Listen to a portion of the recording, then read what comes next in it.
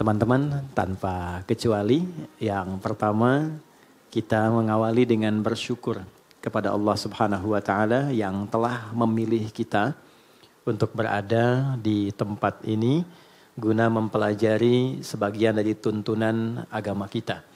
Semoga keberadaan kita yang terpilih oleh Allah berada di sini di tengah kesibukan beraktivitas memberikan keberkahan lebih kepada kita semua dan mengantarkan kita pada kebahagiaan yang menyukseskan.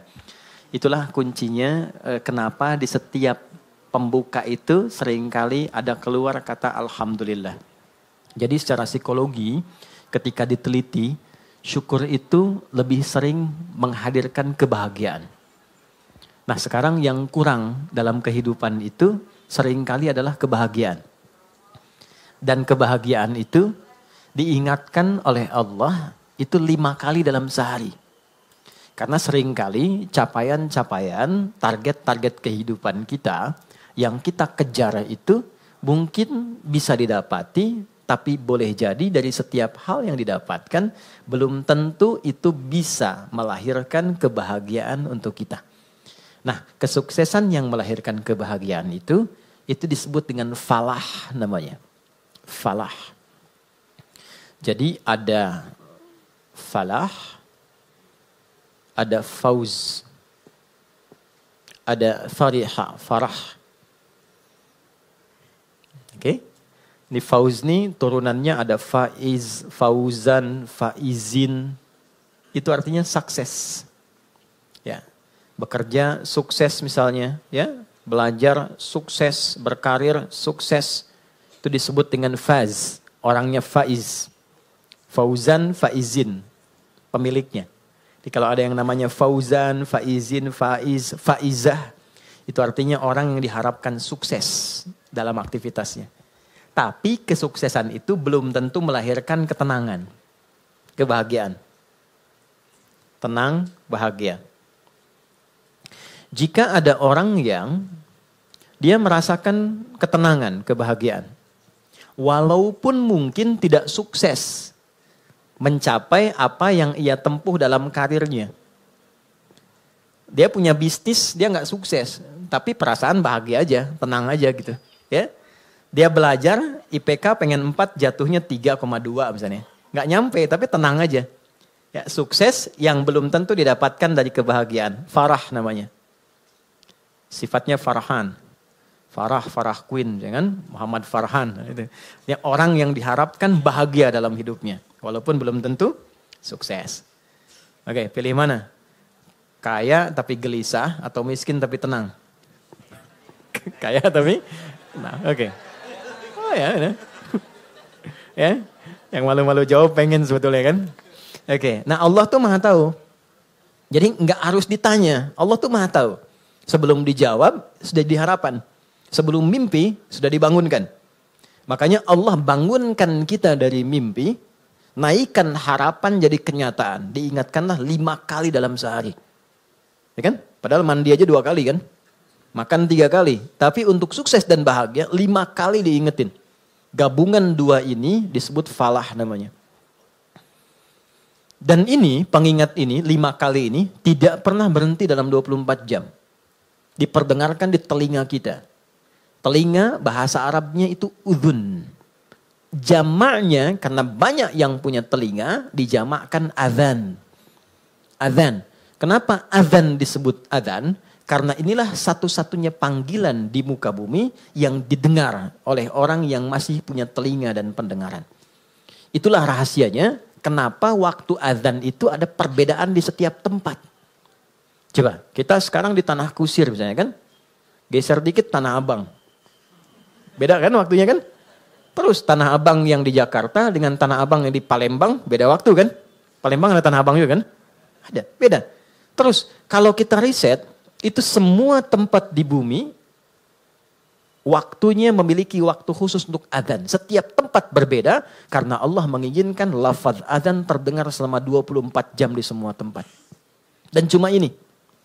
Di mana ada agama yang punya panggilan kesuksesan, kebahagiaan, panggilan ritual, intelektual, fisikal sekaligus diingatkan 24 jam dalam sehari.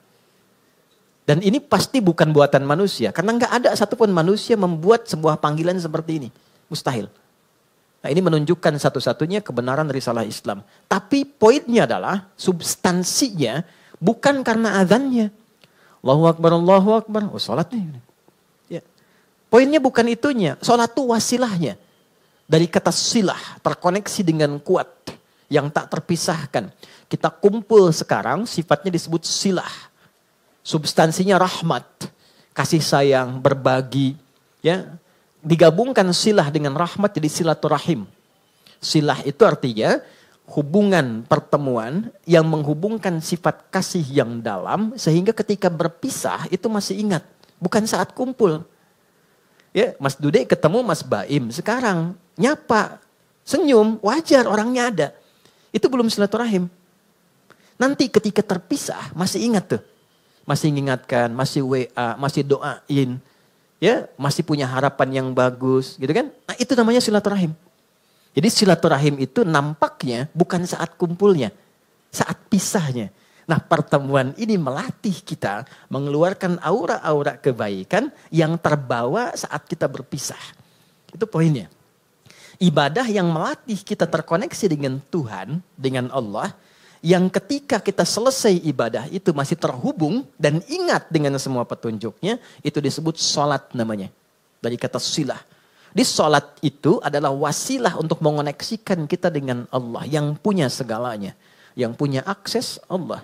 Yang punya rezeki Allah. Yang punya kelapangan Allah. Yang punya solusi Allah. Itulah yang menjadikan fitrah kita menyebut namanya saat punya kesulitan kan. Oke, saya sulit, saya telepon si fulan. Saya miss call si fulan, gak terangkat. Walaupun saya sering telepon dia, WA dia, bikin status tentang dia. Ketika punya kesulitan dia gak jawab. Yang terakhir harapannya siapa? Ya, miss call saya terhadap Allah. Khairai yarah. May ya'mal mithqala dzarratin khairai yarah. Maka diberikan, ya Allah gimana cara saya terkoneksi dengan engkau? Allah ajarkan lewat sholat. Nah, sholat itu hakikatnya adalah wasilah yang mengantarkan kita pada pemberian Allah. Pemberian itu 5 nanti. Makanya sholatnya kenapa 5 waktu. Karena 5 ini yang kita butuhkan dalam kehidupan. Dan puncak yang 5 ini adalah falah. Falah. Ketenangan kita butuhkan. Makanya di rumah tangga kan yang pertama tenang dulu, sakinah. Mawadah itu nyusul setelah sakinah. Mawadah itu kan harta yang berlimpah yang membuat kita nyaman beraktivitas. Ya kan? Mau jalan ada kendaraan. Di rumah mau ke toilet nyaman. Mau sholat enak, mau tidur enak. Itu mawadah namanya. Tapi mawadah tanpa sakinah hampa. Dan sholat faidah pertamanya adalah melahirkan ketenangan. Makanya orang itu kalau sholat yang didapatkan pertama itu bukan jawaban doa. Tapi tenang. Saya ulang ya. Orang kalau sholat kan doa kan? Dalam ruku doa, dalam sujud doa, berdiri dia berdoa. Tapi yang Allah berikan pertama kali bukan jawaban doanya. Yang Allah berikan pertama kali adalah ketenangan yang dihunjamkan pada jiwanya. Makanya baru wudhu aja, aura kita sudah berbeda. Nanti baru berdiri ke tempat sholat saja, rasa sudah lain. Begitu mulai bertakbir, ketenangan hadir. Walaupun kadarnya beda-beda, tapi kita tidak bisa tolak bahwa ada ketenangan berbeda yang kita rasakan gelombangnya saat sholat yang tidak dirasakan di tempat lain. Ya, makanya tempat sholatnya disebut musolla. Musolla itu tempat sholat. Tapi nggak pakai hak di ujungnya ya. Ya, musolla gini, musolla ini, ya, atau tulisnya musalla begini. Ya, kalau pakai hak musollah begini, tempat orang disolatkan. Oh, oke. Anda bikin di sini musollah tempat disolatkan tuh. Ya. Oke, musollah tempat sujudnya di situ kita sujud kalau diperluas namanya masjid. Masjid itu tempat sholat, intinya kan begitu kan? Coba masuk masjid dengan masuk rumah sendiri, masuk masjid dengan masuk ruangan kerja, lain nggak rasanya? Ada ketenangan tersendiri kan? Ya kan? Ada gelombang yang berbeda ya? Ya? Kenapa? Karena di dalamnya ada amalan pokok sholat. Tempatnya juga udah beda. Masuk tenang, Sholat 2 rakaat, duduk, belum ngapa-ngapain. Bisa ngantuk Pak saking tenangnya. Tidur aja kan? Oke, itulah ketenangan yang Allah berikan pertama kali. Ya, kenapa kita sholat? Karena Allah menginginkan kebahagiaan lekat dalam hidup kita. Baru setelahnya 4 yang lain. Ada jawaban dari doa. Kalau benar sholatnya karena kita terkoneksi dengan yang punya segalanya, yang mustahil pun menurut manusia, itu tidak ada batas menurut Allah. Ya, tidak ada batas menurut Allah. Banyak kisah viral dalam Al-Quran tentang permohonan yang dipanjatkan dalam sholat untuk mengabulkan persoalan-persoalan yang rumit menurut manusia. Contoh, Nabi Zakaria pernah dengar ya? Baik ya? Nabi Zakaria, istrinya namanya Eliasobat. Dalam bahasa Latin disebut Elizabeth. Elizabeth itu nama genealogi ke atasnya Eliasobat, istrinya Nabi Zakaria. Adiknya dari Hannah. Hannah itu istrinya Imran. Imran dengan Hannah menikah, kemudian mengandung Hannah, Maryam. Dalam kandungan Imran meninggal. Nanti Hannah melahirkan Maryam, Maryam nanti Bunda Maria melahirkan Isa alaihissalam. Oke. Maryam punya tempat khusus untuk ibadah, diberi nama mihrab. Salatnya di situ. Salat di situ. Maka di dalam salat itu tempat menjadi berkah. Secara singkatnya Nabi Zakaria mencoba menunaikan salat di tempat itu. Dalam salatnya minta sama Allah berdoa. Doanya apa? Doa memohon supaya istrinya diberikan oleh Allah karunia bisa mengandung dan melahirkan keturunan. Maaf, vonisnya pada masa itu dipandang monofos dan mandul, tidak mungkin punya keturunan. Perhatikan, karena dalam sholat konektivitasnya pada Allah yang tidak punya batas dalam pemberian. Anda minta pada manusia, punya keterbatasan. Maaf, pandangannya terbatas, semakin jauh tak terlihat. Pendengarannya terbatas, semakin frekuensinya tinggi atau paling rendah tidak terdengar. Akalnya pun terbatas. Maka jangan selalu semua hal harus rasional. Karena sepanjang punya sifat kemanusiaan pasti terbatas. Kenapa pendengaran terbatas, pandangan terbatas, akalnya nggak mau terbatas, itu yang salah. Oke, ketika semua terbatas, kita harus minta pada yang tidak punya batas. Tuhan, Allah. Makanya kalau mentok tuh pasti yang disebut Allah kan? Kalau mentok tuh pasti Allah. Kenapa? Karena kita sadar, fitrah kita menuntun, cuma ini yang tidak punya batas. Nah, Allah punya 99 sifat pemberian. Allah punya 99 sifat pemberian disebut dengan Asmaul Husna. Quran surah 17 di ayat 110. 99 ini adalah nama khusus sesuai dengan kebutuhan kita. Jadi nggak harus semua dibaca. Butuh rizki, sebut ya Allah, ya Razak. Butuh ilmu, ya Allah, ya Alim. Punya masalah, pengen solusi, ya Allah, ya Al-Fattah. Pengen kesabaran ditambah, ya Allah, ya Sabar. 99. Qulid Allah, sebut namaku, kata Allah. Awid Ar-Rahman, kalau sedang dalam lukanya, sebut ya Rahman yang maha lembut, yang maha kasih.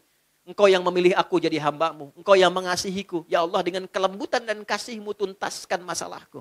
Rahman. Ayyamma tad'u, tapi kalau engkau tahu, falahul asma'ul husna. Pilih nama sesuai kebutuhanmu. Maka Nabi Zakaria memilih satu nama Allah sesuai dengan sifat yang dibutuhkan. Wahab, pemberi tanpa batas. Karena orang mengatakan ada batasan, maka dipilih nama ini tanpa batas. Kalau meminta dengan nama, sebut ujungnya hab. Makanya sering kita minta, Rabbana hab lana min azwajina. Karena beliau khusus minta, ya untuk dirinya, untuk istrinya, maka beliau katakan, Rabbi habli. Kan? Hunalika da'a Zakaria Rabbah, qala Rabbi habli min ladunka dzurriyyatan thayyibah, innaka sami'ud du'a. Itu ada di Ali Imran di ayat yang ke-38. Ya Allah, mereka mengatakan dan memvonis aku dan istriku tak mungkin punya keturunan. Maka dalam sholatku ini aku terkoneksi denganmu, aku minta padamu yang tidak punya batas dalam pemberian. Ini. Apa yang terjadi? Innaka sami'ud du'a. Ya Allah, engkau pasti dengar doaku. Perhatikan kalimatnya, dalam sekali. Nanti kalau berdoa, sisipkan rasa ini. Di Allah tuh sangat cepat menjawab pada doa-doa yang disifati dengan rasa yang dalam. Ya Allah, engkau pasti mendengar doaku. Kalau pada yang maha mendengar tidak terkabulkan juga, kepada siapa lagi aku mesti memohon? Gitu ya? Oke? Ya Allah, Engkau yang titipkan dia kepadaku. Engkau yang jadikan dia sebagai anakku. Engkau yang jadikan dia sebagai pasanganku. Engkau yang titipkan dia bukan kepada yang lain. Ya Allah, Engkau yang menciptakannya. Engkau yang mengarahkannya. Maka mohon dengan segala keagungan-Mu ya Allah, jadikan kami orang-orang yang Engkau ridhai. Rubah kami menjadi lebih baik, lebih lembut, lebih damai, lebih tenang. Kalau dengan permohonan dan air mata aku tumpahkan belum juga terkabul, maka tunjukkan kepadaku saat ini dengan cara apa lagi bisa aku memohon padamu. Itu. Saya sering mengambil rasa itu dalam diri itu. Dan itu cepat, kadang-kadang belum minta sudah diberikan. Ya. Dan di Quran banyak, apa yang terjadi? Fanadat sul malaikah. Kalau doanya benar, turun malaikat langsung menyampaikan. Wa huwa qa'imu yusalli fil mihrab. Sedangkan beliau masih terkoneksi dalam sholatnya. Jadi sholat, selain memberikan ketenangan, itu juga mempercepat terkabulnya doa. Doa yang bagaimana yang cepat dikabulkan? Yang didahului dengan ketenangan. Tenang dalam sholat disebut tumakninah. Makanya sholatnya jangan seperti dikejar proyek. Karena proyek sholat itu proyek akhirat, bukan dunia. Ketika teman-teman membawa sifat akhirat ke dunia, maka merendahkan akhirat dengan dunia. Itu poinnya, itu yang menjadikan doa sulit dijawab. Bawa ke urusan akhirat, tepikan dunia. Itulah di awal jumpa kita katakan kenapa tangannya diangkat ke belakang begini, buang urusan dunia ke belakang. Karena yang kita kerjakan sekarang urusan akhirat. Itu hikmahnya, buang urusan dunia ke belakang. Problemnya ketika takbir dunia masih di bawah. Allahu Akbar. Aduh, konten belum jadi nih. Sepatu ketinggalan nih, gitu kan? Ada di mana tadi nyimpen kendaraan, kan? Masuk. Padahal kata Nabi sederhana, buang urusan dunia ke belakang. Ya, angkat tangannya, buang urusan dunia ke belakang, pasrahkan kepada Allah. Lipat tangan begini, ya kan? Kan sudah kita belajar ini ya. Yang baru bergabung teman-teman izin tidak bermaksud untuk mengajari, mengingatkan lihat tayangan sebelumnya. Kenapa kiri didahulukan daripada kanan sudah kita bahas. Kiri gambaran hal yang kadang-kadang divisualisasikan atau digambarkan hal yang kurang baik. Aliran kiri, tangan kiri, pekerjaan kiri kadang kurang bagus kan ya gambarannya. Maka kanan gambaran yang baik. Asal sholat itu asalnya begini. Tidak bersedekap. Terjadilah satu peristiwa, seseorang pernah berbuat salah, kesalahannya fatal. Lalu ia datang mengadu pada Nabi untuk konsultasi. Ya Nabi, hukum saya sekarang daripada saya malu dihukum Allah di akhirat. Sahabat itu dulu begitu. Saya pengen selesai di dunia, gak mau dibuka di akhirat. Karena kalau di dunia ditutup, viral di akhirat itu lebih banyak. Semua dibuka kan? Semua. Sekarang mau ditutup bagaimana? Yang tahu mungkin kita pribadi, teman dekat. Tapi di akhirat semua tahu. Oh gitu Adi Hidayat. Kelihatannya baik. Tapi dibuka satu-satu. Diperlihatkan. Ya, yang baik, yang buruk dibuka. Makanya visi sahabat, saya tidak mau di akhirat dibuka karena viralnya makin luas. Pengen diselesaikan di dunia. Jadi ketika Nabi akan sholat, datanglah orang sahabat ini, tidak disebutkan namanya.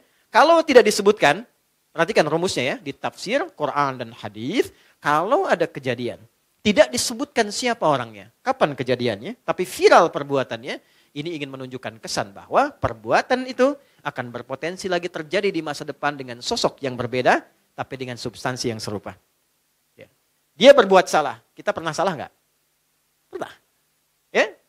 Ada orang dulu gibah. Pernah gibah nggak orang sekarang? Bahasa sekarangnya gosip. Ya kan? Oke. Mencela dulu ada. Sekarang ada nggak yang mencela? Ada. Tapi kan nggak disebutkan siapa dulu yang pernah mencela. Artinya celaan itu akan terjadi lagi di masa depan. Ya, masalah dengan kawan. Masalah dengan tetangga, masalah suami istri, masalah dengan anak, masalah dengan ibu mertua. Enggak pernah disebutkan siapa tokohnya, tapi suratnya ada, ayatnya ada. Untuk memberikan kesan kalau terjadi, begini cara menyelesaikannya. Maka dia katakan, ya Rasulullah, hukum saya salah. Hukum saya salah. Tibalah waktu sholat. Kata Nabi, kita sholat dulu, nanti habis sholat, baru kita selesaikan. Maka saat sholat itulah turun Quran surah ke-11, Hud. Ayat 114. Aqimis salata tarafain nahar wa zulafam minal lail. Perhatikan, ini indahnya. Innal hasanati yudhibnas sayyi'at. Tunaikan salat, jangan tinggal. Tunaikan salat, jangan pernah tinggal. Yang 5 waktu itu. Apa yang dahsyat dalam salat itu? Allah lompat dulu untuk menghibur hati kita. Gak ada orang yang tidak pernah salah, kata Allah. Kecuali Nabi Rasul yang dijaga dari kesalahan. Namanya maksum. Di sepanjang bukan Nabi, sepanjang bukan Rasul, pasti salah. Jadi percuma menuntut seseorang itu untuk selalu benar. Karena sifat manusia pasti salah. Ya kita turunkan babnya ya. Ya, sambil contoh. Kami baru pulang dari Mekah, dari Madinah. Terus kita belajar tuh di pelataran Masjid Nabawi, Masjidil Haram. Saya tarik sedikit aja ya. Tarik sedikit aja.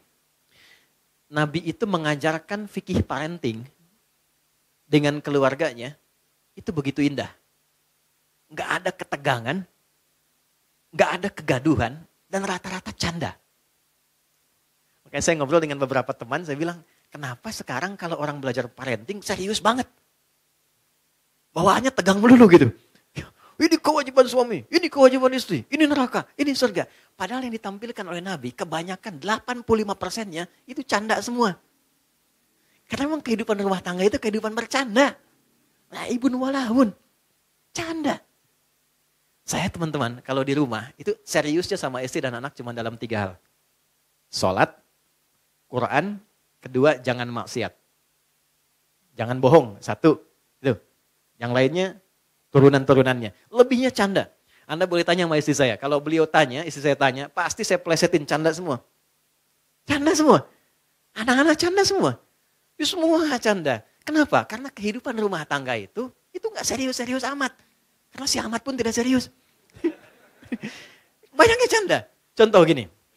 Istri Nabi ada berapa? 9. Ada yang lain? Jangan khawatir ya, saya gak bahas bab poligami ya, tenang aja. Oke ya. Istri Nabi 9 yang berkehidupan, 11 dengan beliau, 1 yang milkul yamin. Ya. Pembahasan detailnya nanti. Singkatnya begini.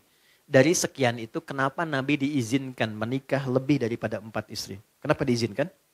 Saya sering sampaikan. Maaf ini rahasianya teman-teman. Karena seluruh istri Nabi itu mewakili semua karakter perempuan di muka bumi. Itu rahasianya. Jadi nanti ada yang suka mengajar, suka belajar dan mengajar. Ikuti Sayyidah Aisyah. Ada yang suka fashion. Ada perempuan suka fashion ada. Nanti modelnya Sayyidah Zainab. Ada yang suka bikin kue. Itu Sayyidah Saudah binti Zam'ah. Yang bikin kue ini usianya udah 70 tahun ke atas. Sepuh. Tapi nggak pernah Nabi masuk ke rumah beliau, ke kamar Sayyidah Saudah itu di samping Sayyidah Aisyah. Jadi kalau ini yang kubah hijau itu di atas ya. Kubah hijau ke bawah kan ada kamar ya. Ini kamar Sayyidah Aisyah, ini kamar Saudah binti Zam'ah. Sayyidah Saudah binti Zam'ah. Ini sudah sepuh. Hobinya bikin makanan. Nabi pulang sedang bikin adonan tepung. Itu tepung adonannya dicolek oleh Nabi, kemudian dicolekkan di kedingnya dan ketawa bersama. Kalau bahasa kita tuh panggil sayang. Sayang apa kabar? Gede, masih ketawa. Ya, kapan kakek nenek kita tuh panggil sayang pada pasangannya tuh? Anda bisa kebayang nggak? Jadi semua masuk ke rumah itu semua hiburan. Ada istri Nabi yang senang curhat, ada. Kalau ke rumah tuh cerita, dia. Ada hadis di Al-Bukhari panjang banget. Panjangnya itu cuma satu intinya. Suami mendengar curhat istri. Dan gak pernah dipotong, didengar aja. Karena tahu 8 jam ditinggal, 12 jam ditinggal itu pasti ada sesuatu yang dipendam. Jadi Nabi selesaikan dengan mendengar aja, gak pernah dipotong, dengerin ya terus. Ya, istri kan prinsipnya cuma satu, ya, gak pernah menginginkan suami merasa benar. Gak pernah berharap begitu, cuman tolong pahami, merasa bersalahlah sekali gitu ya. Gitu ya. Gak apa-apa, dengerin. Itu ada hadis di Al-Bukhari panjang, dengarkan. Jadi ternyata begitu keluar cerita itu, itulah sakinah. Tenang gitu. Nah itu fikih sederhana dan dalam dengar itu canda. Kadang dialog, kadang canda. Makanya kehidupannya itu yang harmoni yang kita dapatkan. Gak terlalu serius. Nah itu yang saya maksudkan, hal-hal yang kita bisa tampilkan dalam Al-Quran dan kuncinya di mana? Salat. Makanya semua kisah viral dari istri Nabi itu selalu menyoroti salatnya Nabi. Itu poinnya. Di salat tuh bikin tenang. Salat bikin bahagia. Salat bikin terkabulnya doa. Gitu. Bukan cuma es krim. Ustaz punya hadiah nanti. Boleh. Ini Ustaz punya hadiah. Oh, nih. Bulan nanti sama matahari sekalian. Ya. Ganti ya. Iya. Nanti sama Tante Bulan bilang sama Om Matahari sekalian. Gimana? Alhamdulillah. Alhamdulillah. Anak gak jauh dari bapaknya.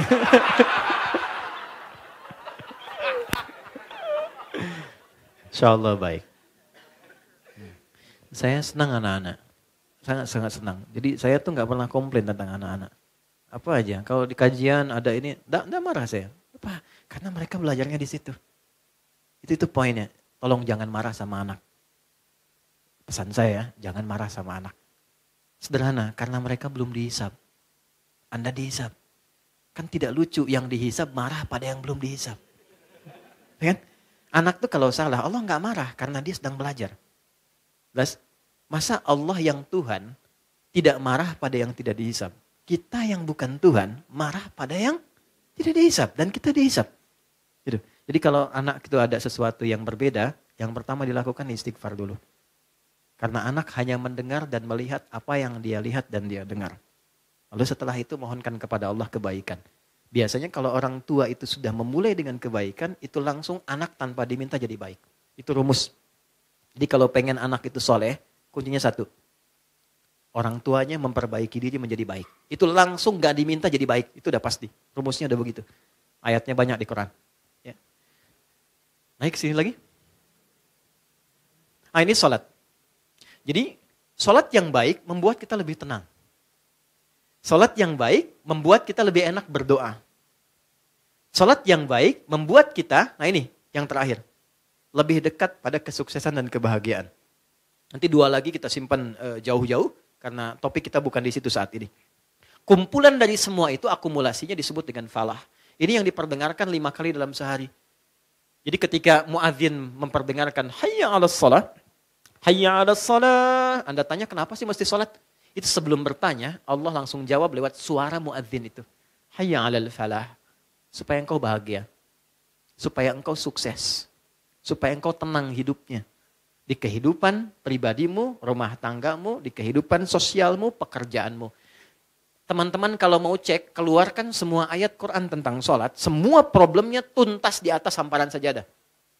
Ya, teman-teman yang perempuan pernah dengar Nabi Yakub gak? Masalahnya dengan anak kan? 12 anak, kasus Yusuf kan? Itu ditumpahkannya di mana? Lihat Quran surah 12 ayat 86 itu. Di atas sajadah. Innama ashku bathi wa huzni ilallah. Aku tuh kalau punya masalah sedikit pun, yang aku tumpahkan, curhatnya, share-nya, tumpahkan di atas sajadahku, kata Nabi Yakub alaihissalam. Jadi begitu ditumpahkan, minimal ketenangan ada, walaupun solusi belum datang. Gak percaya silakan ya, punya proyek misalnya kan, belum jadi nih. Ada tantangan, ada problem, bawa lewat sholat, tumpahkan di atas sajadah.